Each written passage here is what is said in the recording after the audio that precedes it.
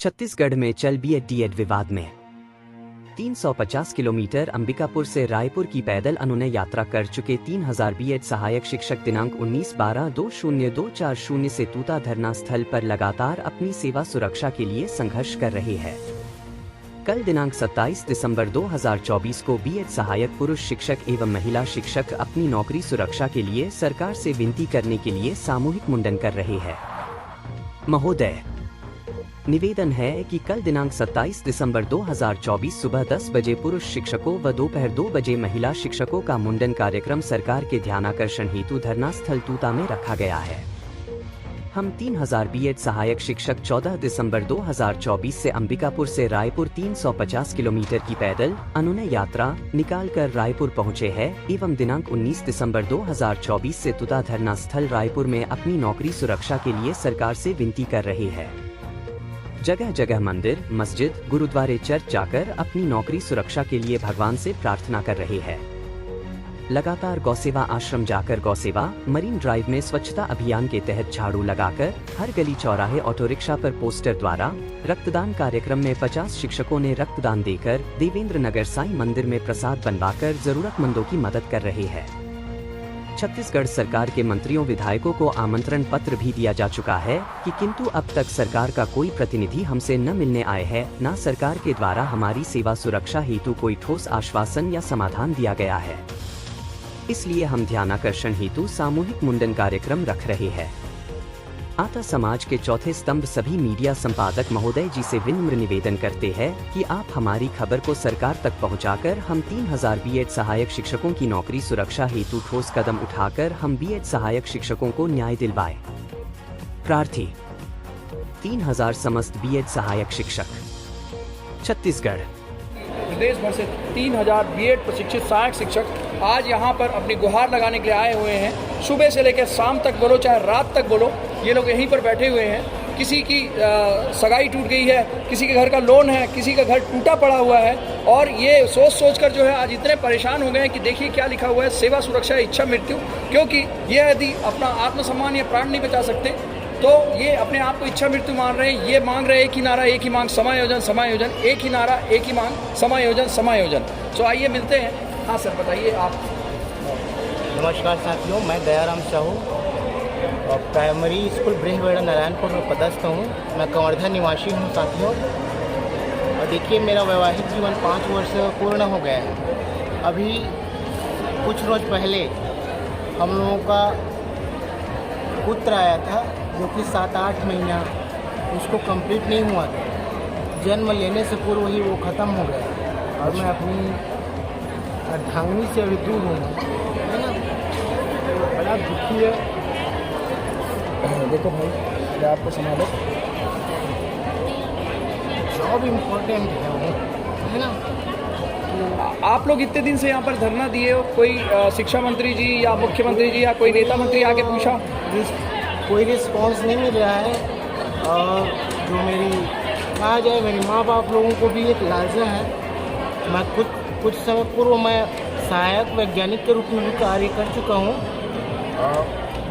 भौतिक शास्त्र में मैं MSc हूँ और सौभाग्यवश मुझे सहायक शिक्षक के रूप में कार्य करने को सौभाग्य मिला है। अब ये मैं चाह रहा हूँ कि ये लंबे समय तक चले और इसी जॉब से अपनी सेवा का दायरा मैं बढ़ाना चाह रहा हूँ। यहाँ पर माता पिता, अपने गुरुजन और अपनी अर्धांगिनी को मैं जीवन भर सुख देना चाह रहा हूँ। बार बार की तकलीफ़ों से मैं बाहर निकलना चाह रहा हूँ। शायद सरकार से यही निवेदन है कि हमारा समायोजन करके हमारी जॉब सुरक्षित करें। दुखों का पहाड़ टूट गया। एक तरफ पुत्र की मृत्यु, साथ में पत्नी भी काफ़ी परेशान, बीमार, और हर चीज़ के लिए आजकल पैसों की ज़रूरत होती है। काफ़ी चेहरे में चिंता दिखती हुए और ये कह रहे हैं कि मैं क्या करूं, मेरी समस्या का पहाड़ टूट गया। ये देखते हैं कि सरकार इनके समायोजन के लिए कितने तत्पर है। काफ़ी परेशान और चिंतित रह रहे हैं। हाँ बताइए भाई, आप क्या समस्या है आपकी? नमस्कार साथियों। सर, मैं बलरामपुर डिस्ट्रिक्ट के सुदूर अंचल सामरी विधानसभा क्षेत्र के शंकरगढ़ से यहाँ आया हूँ सर। मेरा नाम संजीव कुमार सिन्हा है और मैं बताना चाह रहा हूँ सर, मैंने पहले भी मैं जॉब में था, उस जॉब को मैंने छोड़ा। मैंने आत्मानंद में लेक्चरर था सर, और 2 साल से वहाँ कर रहा था, लेकिन जॉब सुरक्षा की वजह से मैं ये डिसीजन लिया कि मुझे सहायक शिक्षक में आना चाहिए और अपनी सेवा देनी चाहिए, क्योंकि सहायक शिक्षक जो सर सरगुजा और बस्तर के सुदूर अंचल में हमको सेवा देने का एक मौका दे रही थी, हमें ग्रामीण बच्चों को पढ़ाने का एक मौका दे रही थी। ये मौका सोच करके मैं सर आया, लेकिन आज आ करके हम ऐसे मझधार में फंस गए हैं जहां हमारे शासन प्रशासन और सरकार से ही एक उम्मीद दिख रही है, क्योंकि कोर्ट ने हमारी जो निर्णय है वो हमारे विपक्ष में दिया है, और इससे हम बहुत दुखी हैं सर। हमारी केवल एक उम्मीद जो है वो हमारी सरकार से है, शायद सरकार से है, सुशासन की सरकार चल रही है, और ये पूरी उम्मीद लगा के रखे हैं कि हमारी समायोजन करें, क्योंकि हम मझधार में फंस गए हैं, अपनी नौकरी छोड़ के आए हैं। और साथ में सर हमारे घर में लोन भी ले रखे हैं। मैंने सर वास्तव में खुद के लिए होम लोन लिया हुआ है सर। घर की बड़ी समस्या थी तो मैंने घर बनाया होम लोन ले करके, और उसकी किस्त चल रही है। और रिसेंटली 10 दिन पहले मेरी शादी हुई है सर। अच्छा। और जैसे ही शादी का कार्यक्रम ख़त्म हुआ मैं तुरंत यहाँ पहुँचा हूँ, क्योंकि शादी के बाद हमें आर्थिक परेशानियाँ भी होती हैं, जॉब भी सुरक्षा करनी है। आपने लोन लिया है, शादियां हैं, काफ़ी कुछ आपने इसी नौकरी की बदौलत किया होगा। जी सर। और यदि इन चीज़ों का पहाड़ आप पर टूट पड़ा है और आप काफ़ी चिंतित दिख रहे हो, यदि नौकरी किसी प्रकार का इस संकट की स्थिति में आप क्या करोगे? सर कुछ समझ में नहीं आ रहा है। अगर अचानक नौकरी चली जाती है तो घर वालों को क्या जवाब देंगे, लोन का किस्त कैसे पटाएंगे। मतलब ऐसा स्थिति बन गया है कि हम पुरानी जॉब भी अब जा नहीं सकते। मतलब अचानक से हम कहाँ जाएंगे? हम मतलब शायद सरकार से ये उम्मीद लगा के रखे हैं, प्रशासन की सरकार है, किसी तरीके से हमारे लिए कोई रास्ता बनाए सर।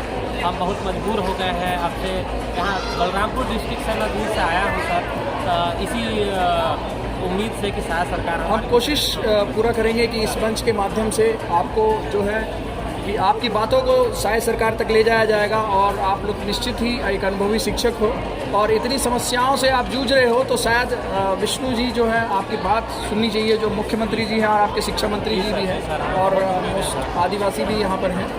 हाँ बताइए मैडम, आपकी क्या समस्या है?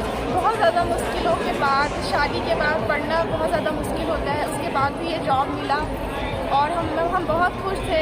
सपना सच हो गया जैसे लग रहा था, अचानक से कांच की तरह टूट गया लग रहा है। यकीन भी नहीं हो रहा है कि हम जहाँ पदस्थ थे अब वहाँ हम पदस्थ हैं कि नहीं हैं। हमारे बच्चे हमें कॉल करके रोते हैं कि मैडम आप कब आएंगी कब आएंगी। और मेरे पास अपने बच्चों को बोलने के लिए जवाब है कि बेटा अब मैं नहीं आ सकती आपके स्कूल में आपको पढ़ाने के लिए। मैं क्या बोलूँ उनको कि मेरी नौकरी चली गई है बेटा, अब मैं आपको संभालिए मैडम। मैं फायर हो चुकी हूँ, मुझे नहीं पता है मैं क्या बोलूँ उनको। मैं पिछले साल एकलव्य में पिछले साल बच्चों को सेलेक्ट कराई थी। उनको बड़ी उम्मीद है कि मैडम आएगी, हमें तैयारी कराएगी, हमारा भी एकलव्य में सिलेक्शन हो जाएगा। पर मैं नहीं जा सकती। चलो मैं वहाँ नहीं जा सकती। मैं अपनी बेटी 2 महीने पहले मैंने खुद एक बच्ची को जन्म दिया है C सेक्शन से। मेरी बेटी 2 महीने की है। मैं उसको क्या बोलूँगी? जब तू पैदा हुई उस समय मैं जब छुट्टी ली थी उसी समय मेरी नौकरी चली गई। मेरे लिए तो मेरी बेटी कभी यकीन ही नहीं करेगी कि मेरी माँ कभी जॉब करती भी थी, क्योंकि वो जब पेट में थी तब मैं नौकरी कर रही थी, जब पेट में बाहर आई थी मेरी जा चुकी थी। मैं क्या बोलूँगी?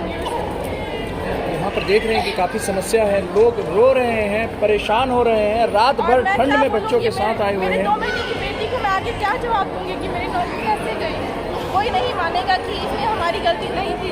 कुछ दिन बाद सब कारण भूल जाएंगे, सबको सिर्फ रिजल्ट, सबको सिर्फ परिणाम याद रहेगा कि इनको जॉब में लिया गया, फिर जॉब से निकाल दिया गया। कोई नहीं सोचेगा कि जॉब से क्यों निकाला गया।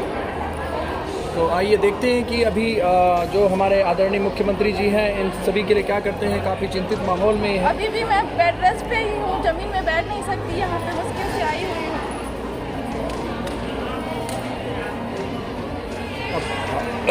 सरकार को ये तय करना है कि इन बच्चों के साथ वो कैसा न्याय करते हैं। किसी का लोन है, किसी ने बिल्कुल भी अपने आप को जो है संकल्पित कर लिया है कि या तो जीवन, या तो प्राण, या तो आत्मसम्मान, और या तो फिर नौकरी। और ये समायोजन इनकी मांग है, जिसमें लिखा है एक ही नारा, एक ही मांग, समायोजन समायोजन। ये 6-7 दिन से है, लेकिन कोई भी नेता मंत्री आकर इनसे नहीं पूछा, नहीं मिला। धन्यवाद।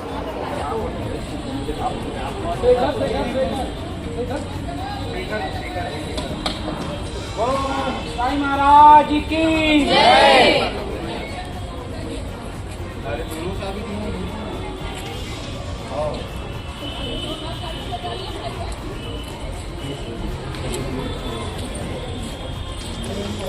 राजाधिराज योगीराज परम ब्रह्म सच्चिदानंद सद्गुरु साईनाथ महाराज की जय। ओम साई राम। साईं बाबा हमारे बीएड सहायक शिक्षक भाई सभी की कष्ट दूर करे, यही मनोकामना है हमारी। 3000 सहायक शिक्षक साथी यहाँ पे उपस्थित हुए हैं अभी। साईं महाराज विष्णुदेव सरकार को सद्बुद्धि दे, सद्बुद्धि दे, सद्बुद्धि दे, सद्बुद्धि दे।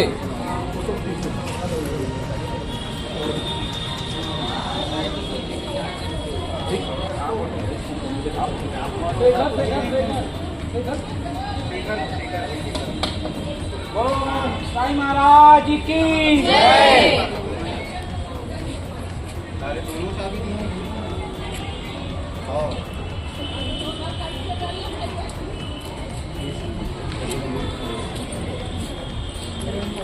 राजाधिराज योगीराज परम ब्रह्म सच्चिदानंद सद्गुरु साईनाथ महाराज की जय। ओम साई राम। साईं बाबा हमारे बीएड सहायक शिक्षक भाई सभी की कष्ट दूर करे, यही मनोकामना है हमारी। 3000 सहायक शिक्षक साथी यहाँ पे उपस्थित हुए हैं अभी। साईं महाराज विष्णुदेव सरकार को सद्बुद्धि दे, सद्बुद्धि दे, सद्बुद्धि दे, सद्बुद्धि दे।